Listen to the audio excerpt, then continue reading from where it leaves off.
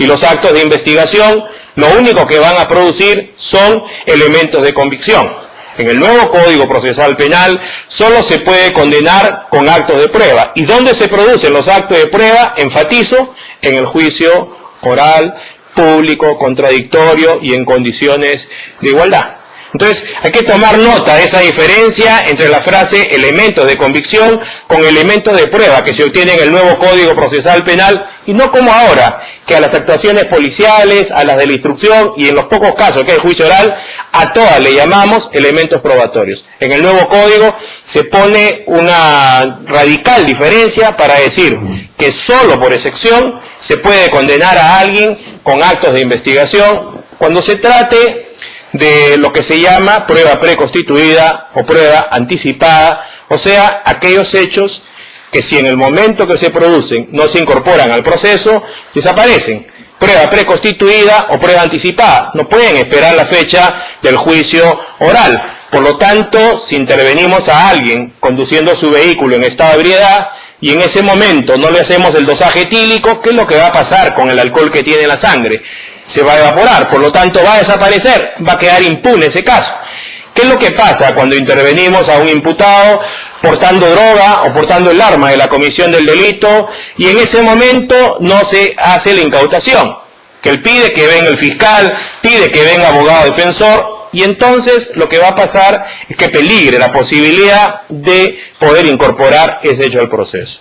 O sea, hay que recordar que el nuevo Código Procesal Penal nos habla mucho de garantías, se plantean bastantes garantías, o sea, que se respeten los derechos de los imputados, pero la idea es también en el nuevo Código Procesal Penal que estas garantías converjan con lo que se llama hoy, en el moderno derecho procesal penal, eficiencia.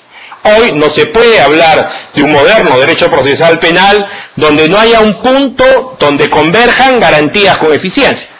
Si le decimos a los ciudadanos de la calle que va a haber un nuevo Código Procesal Penal que va a proteger todos sus derechos a los imputados, probablemente los ciudadanos de la calle no se den cuenta de la importancia de que esto sea así. Pero los ciudadanos nos digan, mire, lo que yo quisiera es que si yo camino por la calle y me roban y se interviene a la persona que me robó, que lo procesen y que si es culpable, que lo declaren como tal. Lo que yo quisiera es que no haya impunidad, que haya una respuesta a mi persona como víctima, que haya una respuesta a la sociedad, y eso se llama eficiencia. Hoy, en el moderno derecho procesal penal, entonces la idea es que los operadores encontremos un punto donde pueda converger ¿qué? Garantías con eficiencia, como un contrapeso. Y esa es la tarea que todos tenemos que dedicarnos en esta clase de temas.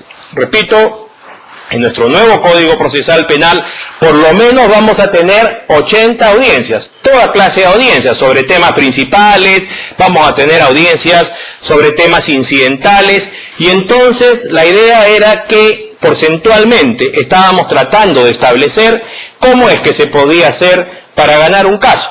Y les decía yo a ustedes, 5% de posibilidades saber hablar, 5% de posibilidades saber expresión corporal, pero 90% de posibilidades saber preparar la teoría del caso. 90% de posibilidades saber preparar la teoría del caso. Hablábamos que la teoría del caso se empezaba a elaborar desde las diligencias preliminares. Se trabajaba en la investigación preparatoria, pero en esos momentos solo era una hipótesis de trabajo, donde se podía establecer mejor los hechos, establecer mejor la calificación, porque la idea es que si ese caso va a llegar a juicio oral, lo primero que va a pasar al inicio del juicio oral es que tanto el fiscal, el abogado del acusado, si en el caso hay parte civil o tercero civilmente responsable, todos presenten su teoría del caso. Y esa norma ya está en vigor.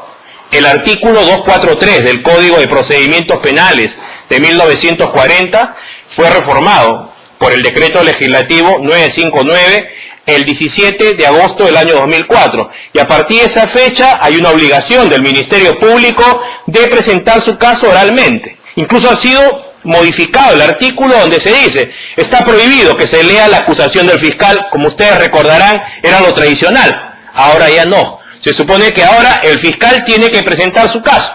¿Qué es la teoría del caso?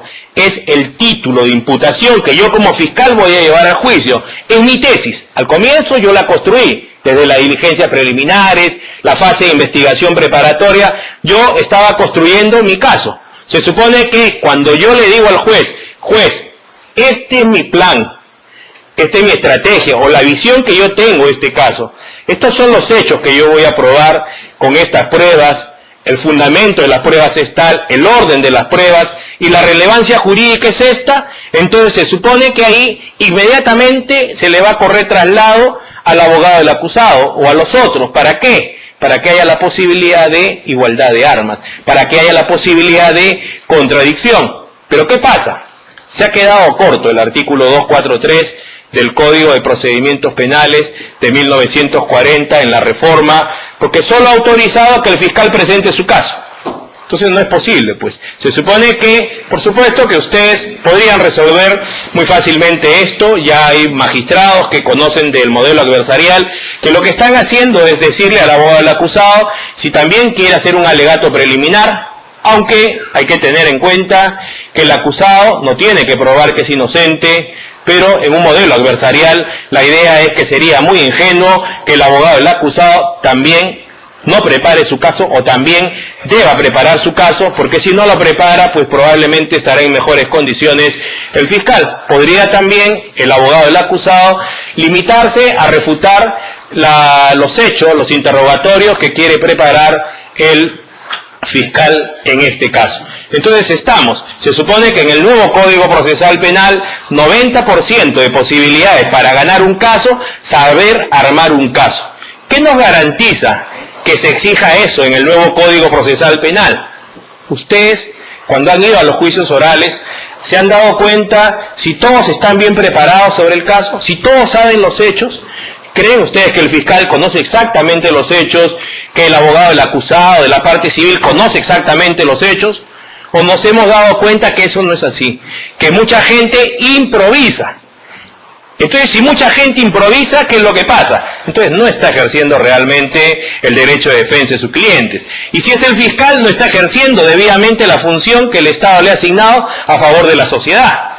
O sea, perseguir y probar los delitos. En el nuevo Código Procesal Penal, cuando hablamos de que desde las diligencias preliminares se va a armar una teoría del caso para que cuando se llegue a juicio oral, lo primero que haga el fiscal es decirle al juez: este es mi caso, señor juez. Entonces lo menos que se va a asegurar con esto es que todos sepan los hechos.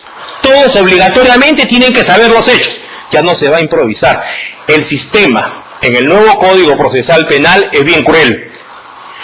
Todas las personas que no estén preparadas para operar en un modelo adversarial, como todo va a ser público, todos los juicios son públicos, no solamente por delitos, sino también por faltas. En todos hay audiencia, por lo tanto los ciudadanos tienen derecho de ingresar a observar, a controlar el trabajo de parte del juez, el trabajo de parte del fiscal, el trabajo de parte de los abogados. Si habría alguien que habría condicionado el fallo a algo ilegal, pues lo que va a pasar es que el cliente se dé cuenta en ese momento que no es cierto.